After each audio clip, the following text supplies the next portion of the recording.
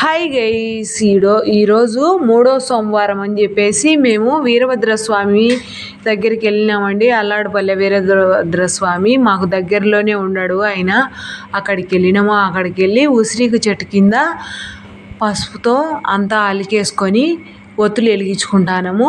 అంతా పిండి పెట్టేసుకొని ఒత్తులు పెట్టేసి అంతా అలంకరణ చేసుకొని ఒత్తులు వెలిగించేసి కొబ్బరికాయ కొట్టేసి ఉసిరిక చెట్టుకు కూడా దండం పెట్టుకొని ఇంకా మైన గుళ్ళో స్వామివారి దర్శనానికని వెళ్ళినాము. తర్వాత ఇవన్నీ వెలిగించుకున్న తర్వాత ఉసిరిక చెట్టు కింద వెలిగియడము కార్తీక మాసంలో ఎంతో మంచిదని చెప్పేసి ఇలా వెలిగించి ప్రసాదం పెట్టేసుకొని హారతి కర్పూరం ఇచ్చుకొని అన్నీ చేసేసుకొని ఇంకా అక్కడి నుంచి వెళ్ళినాము.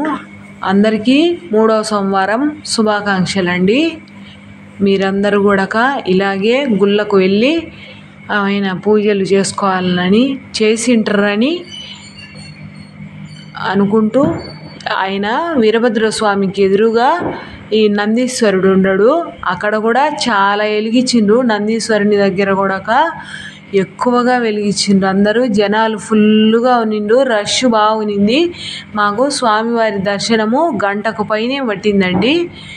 గంటకు పైనే పడితే దర్శనం చేసుకొని అక్కడే శివుడు ఉన్నాడు, వీరభద్రస్వామి ఉన్నాడు. ఇద్దరు ఉండరు. ఇద్దరిని దర్శనం చేసుకొని లోపల గుళ్ళేకి ఫోన్లు అలవ్ లేదు కదా, అందుకని చెప్పేసి ఇంకా లోపలంతా వీడియో తీయలేదు. చుట్టూ ప్రాకారం అంతా తీసిన వీడియో. నేను మా అమ్మ మా వదిన ముగ్గురమే పోయినాము. ఈరోజు మా పిల్లలు రాలేదు, స్కూల్ ఉందని చెప్పేసి మేము వెళ్ళి వచ్చేసినాము. మా వీడియో నచ్చితే ఒక లైక్ చేసి మా ఛానల్ను సబ్స్క్రైబ్ చేసుకోండి.